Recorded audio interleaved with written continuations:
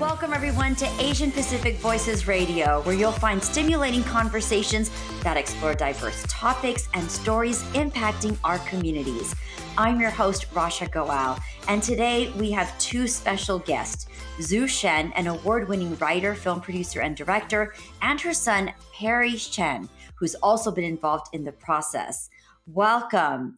Now, Zhu Shen, as I had mentioned, is an award-winning writer, film producer, and director, best known for her two Oscar-qualified, critically acclaimed animation shorts. She produced Ingrid Pitt, Beyond the Forest, about a young Holocaust survivor, animated by her 11-year-old son, Perry Chen, in 2011, and Chang Yu's Journey, about her late husband's life, written and directed by her son, Perry Chen, in 2018. Ingrid Pitt, Beyond the Forest won 3 U.S. Film Festival awards and screened at over 30 international film festivals. And at the age of 11, Chen was the youngest animator to qualify for an Academy Award for the Best Animated Short Film. Wow, congratulations. And welcome to the show. Thank you for having us. Thank you for having us. Zhu, we're going to start off with you. Could you tell us a little bit about yourself, starting with what your life was like in China before moving to the U.S., and what led you to come to the United States? So, Russia, I grew up during the Chinese Cultural Revolution in the mid-60s to 70s. And so I followed a fairly conventional path in my childhood. I was lucky that when I graduated from high school, the Cultural Revolution was over. So we were able to apply for colleges. So followed my parents' wishes. I chose a STEM career, became a medical school student, initially studying pre-med at Peking University, followed by Peking Union Medical College, the top-ranked medical school in China. But in my childhood, I always loved the arts. It was very visceral. I learned drawing at the prestigious Peking Children's Palace. And then I was drawn to moving pictures by seeing films in the old days and transported into the world of storytelling. So that's how I grew up. And what led to my coming to the U.S. was graduate school. My then fiance, Chang Yu, who later became my husband, he and I both came to the U.S. For our PhDs in biomedical field. All right. Well, we definitely have to hear more about how you navigated that journey and fell into film. But Perry, going to you now, what were some of your favorite childhood memories? I mean, have you visited China, and what are some of the things that you like or have enjoyed there or have experienced there?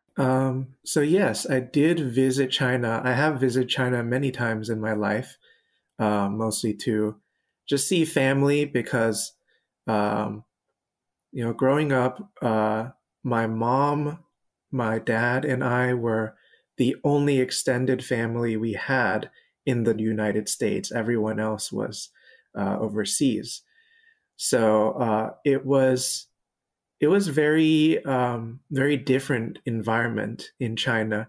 And in fact, at the age of 5, my dad went to China for his new job, and he brought me along with him. So I actually went to kindergarten in China for about a year. It was just quite a different environment.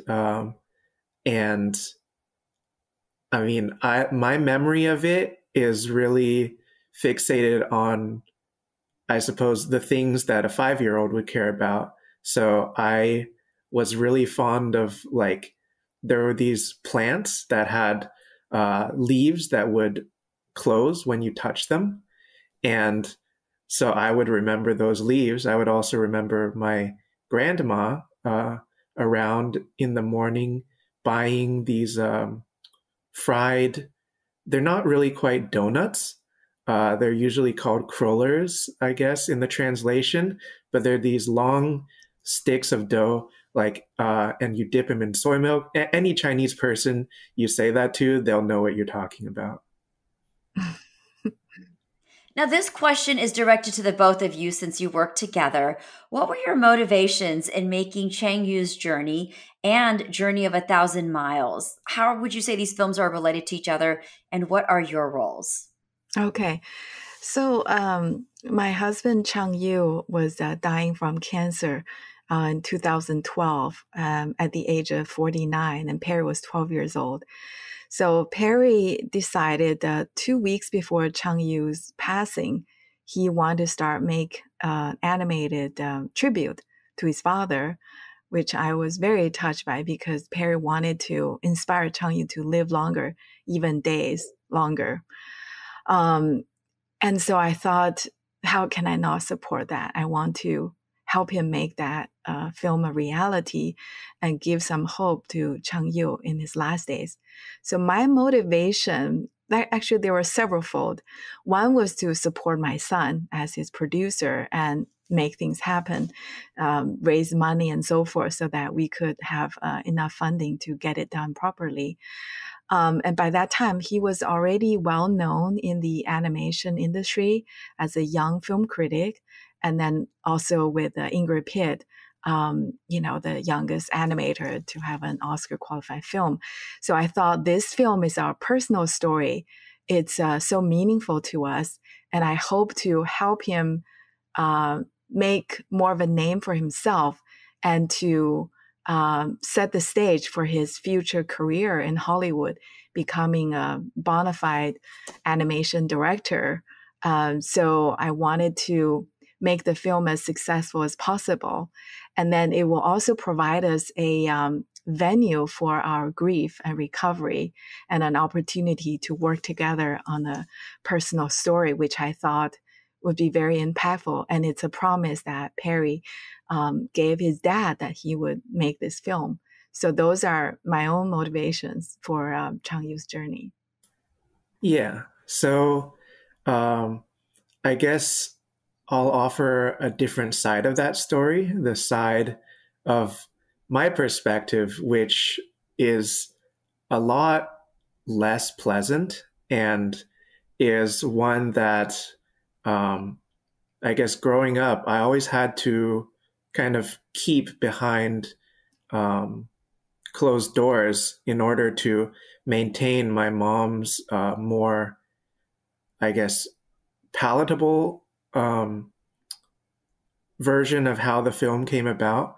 Because yes, I definitely did want to make a little animation film, and I wanted to make it basically in the last few weeks of my dad's life to give him hope to keep living on. But it wasn't quite a promise the way that my mom said, because also even if I made a promise to him, he's passed away and the film has kind of lost its purpose. At least that's how I felt at the time. But when it came to creating something for my dad, even in a tribute, which I was quite willing to make, this was always something I really wanted to do on my own terms as a work of art, a commemorative thing, rather than something to be marketed, potentially monetized, and also to, I suppose, prepare me for a career. I never had those considerations, especially not at the age of 12. But yet my mom, being very business-minded, of course, is going to be thinking of every possible way to give me an advantage in life. Not always taking into consideration how her directing of such a personal project and pushing me along could have impacted what I really wanted. It's so beautiful to see the both of you working together. But as a mother and son team, I'm sure there might have been some challenges. Were there any challenges or conflicts during the process of making the film Chang Yu's Journey? And would you mind sharing that experience and how you were able to work through those challenges and any breakthrough moments that you would like to elaborate on? I think Perry said it really well, which sets the stage for our epic battles. I had, we had very different motivations and goals for the film, and they're in direct opposite of each other when you think about it, because Perry actually didn't care about finishing the film. It was just a personal project that he wants to do at his own leisure. But I was thinking about how the film could potentially benefit him and his future career, and even his college application as he grows up, through the years. So we just didn't see eye to eye. And at the time, it was at the height of my Tiger Mom days. And I also was called a stage mom. I really felt very proud of his achievement. So I saw the film really as a vehicle to showcase his talent and help him build a career. And I think that if I can do that, it will be a huge success for both of us. And I never seriously thought that he would not want it. I was so confident that this is the best thing for him because he's so talented and so good at storytelling. So we were working with personal development coach by the name of Walker Clark, who appears in our film, in our documentary film, that is. So through working with him, I think we've had quite a few breakthroughs in our relationship. I think through working with Walker, I gradually saw Perry as not a vehicle for achievement, but a boy who needs love from his mom and who has his own agency and his desire to live the life that he wanted. That is quite different from my own, even though I was crushed and disappointed initially. But I think that once I realized that, I gradually let go of my control. And there was a moment when you talk about breakthrough, there was a moment when I had to choose between finishing the film or seeing my son being happy and not being burdened by having to finish it if he didn't want it. I took a long time to make the decision, but I ultimately decided I would rather my son be okay and be happy. And so I told him that, for all these years, I said not finishing the film is not an option, but now it is, that I can accept that. And it was at that moment on his 16th birthday, Perry told me that he actually did want to finish the film. And we started to finally work in earnest and able to finish the film by his junior year of high school. So that was definitely one of a breakthrough moment for myself, and Perry may have different thoughts. Yeah. I mean, I absolutely agree with your sentiment. There is no bigger admirer of my mom's strength and growth than me. And I mean, like, I don't blame her for the way she went about parenting, because there really is no true guidebook to how to be a parent, especially as a single mother dealing with, the struggles of raising a child and on top of loss and having given up her entire career to basically take care of my dad. All we really have as people are the experiences that were like the hand we're dealt growing up. And the way my mom grew up is with a parent that basically planned out her entire future for her. The way that she talked about, getting into medical school, despite excelling at it, was never her own choice. It was laid out by her father. And so I find it really inspiring that through enough effort and through enough love and communication and vulnerability, that we can break certain cycles of intergenerational trauma. For For you, what's the main message behind the film? Does it have any social impact? And if so, what would that be? So, Russia, I want to say this because right now, everything, everywhere, all at once, the our pride and joy, for Asian Americans, this film is the Oscar frontrunner. And I want to say to you and all the audiences and listeners that you can think of our film, Journey of a Thousand Miles, the documentary that I'm making initially with the purpose of documenting my son's personal and artistic growth, or we make Chang Yu's journey. You can think of our film as a quieter, earlier nonfiction variation of Everything, Everywhere, All at Once.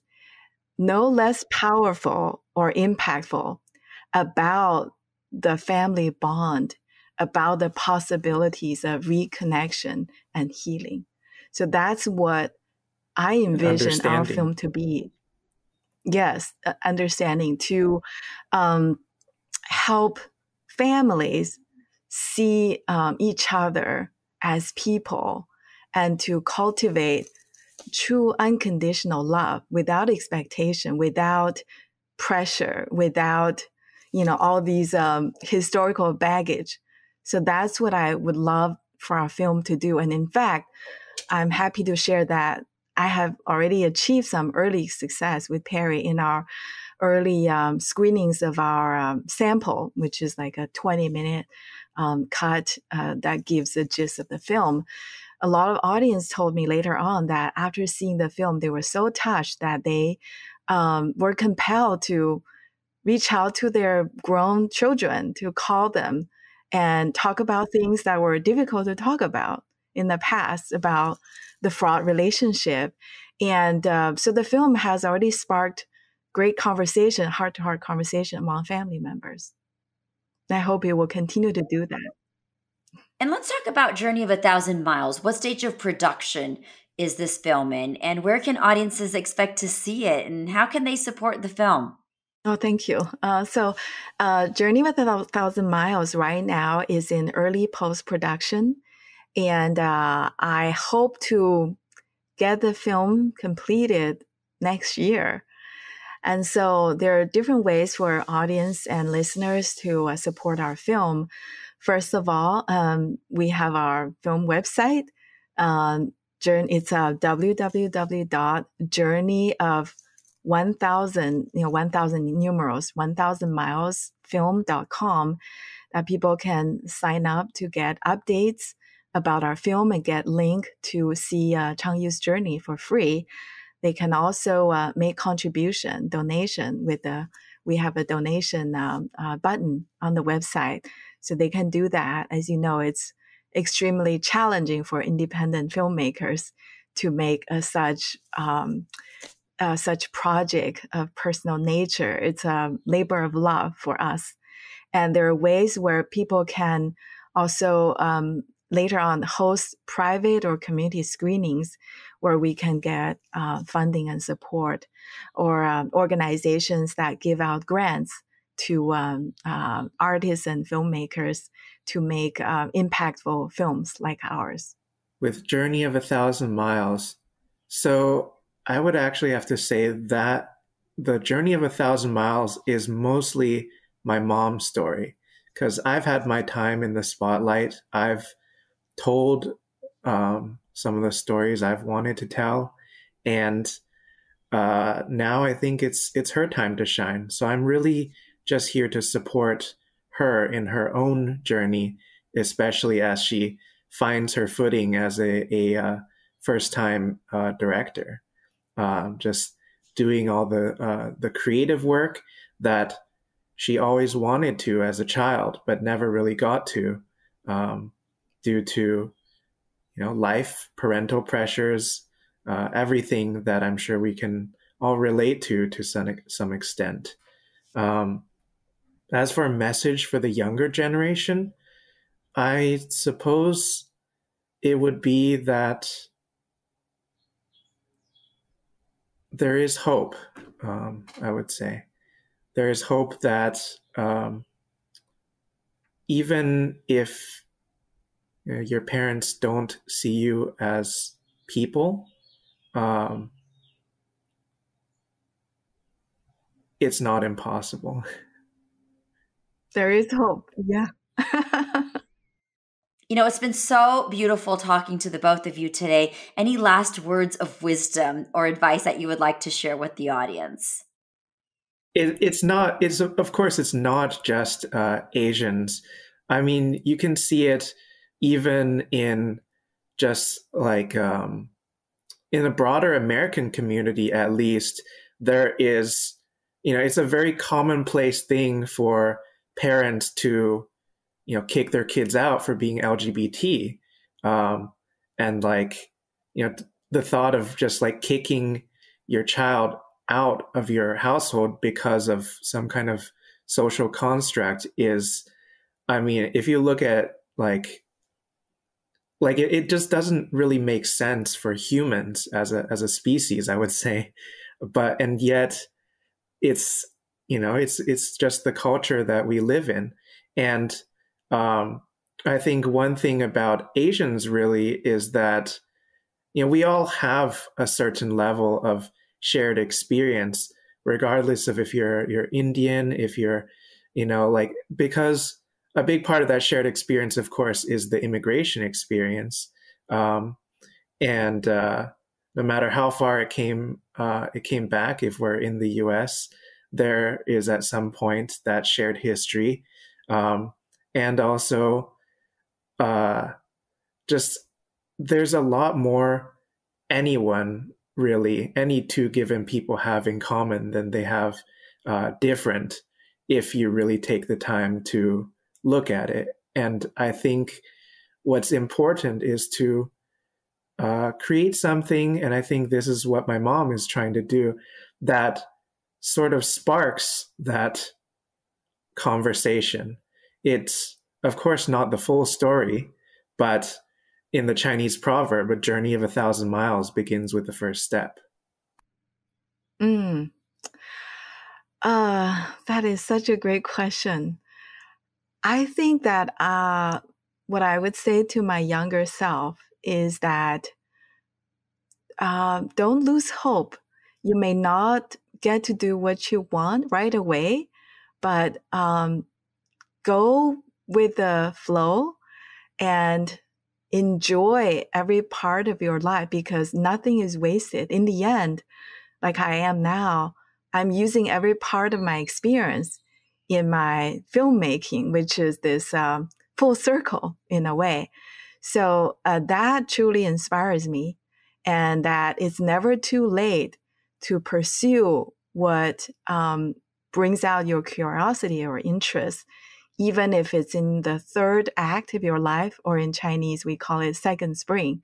So there's always hope, because in earlier times, in my Tiger Mom days, I was really living vicariously through my son, all the movie adventures that I never got to have as a child. So I was more excited than him to going to these film events, interviewing filmmakers and such.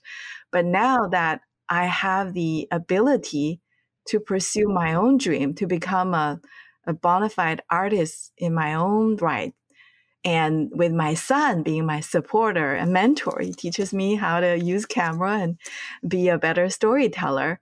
And he's my co-writer and co-producer for the documentary film, Journey of 1,000 Miles. So again, that's a full circle. So we don't have to just live out our dreams through our kids. We can do it ourselves and reinvent ourselves. So that's my message.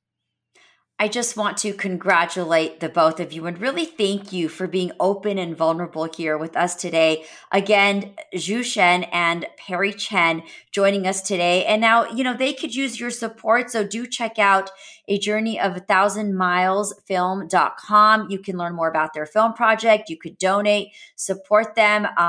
Let's really get behind them and show them how much we love what they're doing and to learn. So please do visit them. And again, we'd also love to hear from all of you, our valued listeners, if you have any suggestions on future guests or topics. And don't forget to subscribe to your favorite podcast platform, as well as follow us on Instagram, Facebook, Twitter, and of course, YouTube. Asian Pacific Voices Radio is produced by Asian Culture and Media Alliance, a nonprofit organization that empowers our Asian and Pacific Islander communities with a voice through media arts. Now, if you'd like to support our program, please visit AsianPacificVoicesRadio.com. I'm Rasha Goel, and thank you once again for listening, and please join us next week for another exciting and thought-provoking Asian Pacific Voices radio show. Take care.